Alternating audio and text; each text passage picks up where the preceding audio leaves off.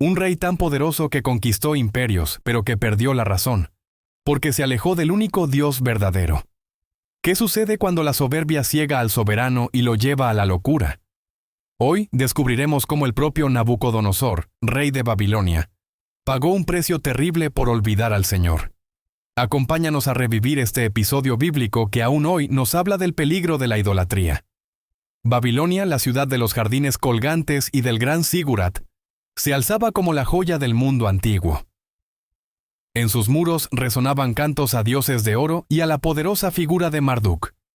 Nabucodonosor, el monarca que extendió su dominio desde el Nilo hasta el Éufrates, se proclamó el Dios vivo y mandó erigir una estatua de bronce que relucía bajo el sol. Sus desfiles llenaban las calles de tambores.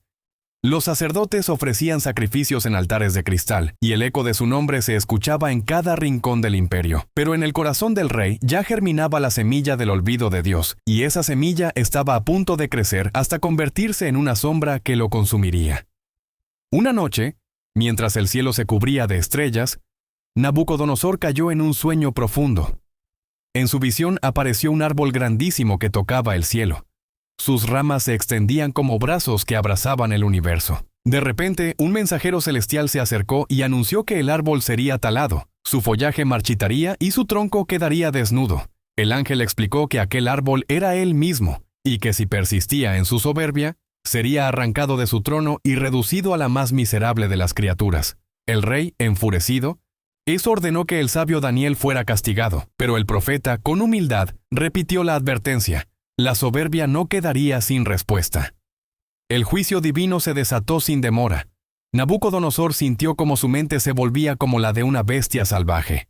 Su orgullo, que había elevado su nombre a los cielos, se redujo a polvo. Fue arrancado de su trono y forcetó vivir entre los animales del campo, comiendo hierba como los cabritos, sin ropa, sin trono, sin la majestad que antes ostentaba. En medio de esa humillación, el rey alzó su voz al cielo y por primera vez reconoció al Dios del cielo, confesó su soberbia y clamó por misericordia. El Señor escuchó su súplica, le devolvió la cordura y lo restituyó al trono, pero con una visión renovada. Ya no sería un Dios viviente, sino un servidor humilde que proclamaría la grandeza del Dios verdadero. Y aquí llegamos al punto crucial de nuestra historia. ¿Qué piensas tú de este relato? Déjame tu opinión en los comentarios. De verdad quiero saber cómo te impacta la lección de Nabucodonosor. Continuaremos explorando la restauración del rey y la enseñanza que nos deja para nuestra vida hoy. Al fin, cuando la niebla de la locura se disipó y la lucidez volvió a sus ojos, el trono de Babilonia se abrió de nuevo a su presencia. Nabucodonosor, con el corazón aún tembloroso por la humillación que había sufrido, se arrodilló ante el altar que había construido para los dioses de oro, y con voz quebrada pronunció una oración que resonó en los muros del palacio. Reconoció que el Altísimo, el Dios de los cielos, había sido el único capaz de restaurarle la cordura y devolverle la soberanía que había perdido. En ese instante, el rey comprendió que su propio poder no podía sostenerse sin la guía del Creador.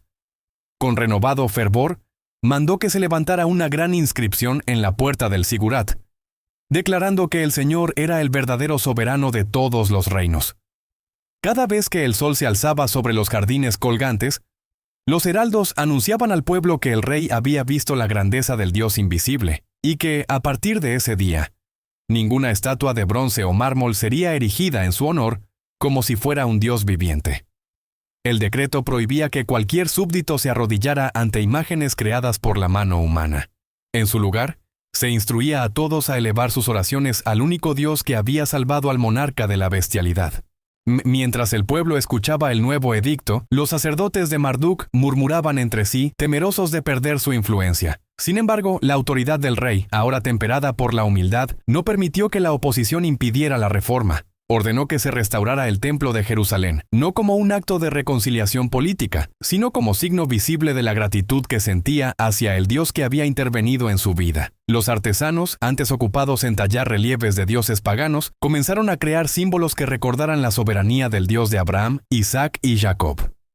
En medio de esta transformación, el profeta Daniel, quien había sido el mediador entre el rey y el cielo, recibió una visión de futuro. Vio cómo el imperio de Babilonia, aunque fuerte, sería eventualmente consumido por la historia, 11 Pero que la memoria de aquel rey que había aprendido a temer al Señor permanecería como ejemplo para generaciones venideras. Daniel, con la serenidad que siempre le caracterizó, aconsejó a Nabucodonosor que no se aferrara al poder terrenal, sino que siguiera cultivando una relación íntima con el Dios que lo había salvado. El rey aceptó el consejo y a partir de entonces dedicó parte de sus días a la meditación y a la lectura de los textos sagrados que había descubierto durante su tiempo de desvarío. Los cronistas de la época relataron que, tras su restauración, el monarca experimentó una paz interior que nunca antes había conocido. Sus decisiones, antes guiadas por la ambición y el deseo de ser adorado, ahora se basaban en la justicia y la compasión. Los campesinos que trabajaban los campos de los ríos Éufrates encontraron que el rey imponía impuestos más razonables y que las obras públicas se realizaban para beneficio del pueblo, no para engrandecer su propio nombre. En los mercados, la gente comenzó a hablar de cómo un rey había aprendido la lección de la humildad y había puesto su confianza en el Dios que gobierna los cielos y la tierra. Esta historia, más que un relato antiguo, es una advertencia viva para cada uno de nosotros.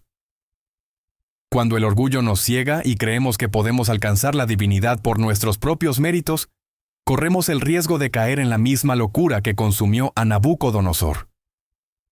La tentación de ser venerados, de buscar la fama y el poder sin límite, sigue presente en nuestras sociedades modernas, en las redes sociales, en los escenarios políticos y en los negocios. Cada vez que nos sentimos invencibles, debemos recordar que la verdadera fortaleza proviene de reconocer al Dios que nos creó y nos sostiene. ¿Te has encontrado alguna vez en una situación donde el orgullo te llevó a tomar decisiones equivocadas? ¿Has sentido que, pese a tus logros, algo falta en tu interior? La historia del rey babilónico nos muestra que, aunque el camino de la humildad puede parecer difícil, el premio es una paz que sobrepasa cualquier riqueza terrenal. Cuando nos rendimos ante el Señor, Él nos guía hacia una vida plena, llena de propósito y significado. Si este relato ha tocado tu corazón, te invito a reflexionar sobre los momentos en los que has puesto tu confianza en tus propias fuerzas y a considerar la posibilidad de entregarle a Dios ese espacio. La transformación de Nabucodonosor no ocurrió de la noche a la mañana.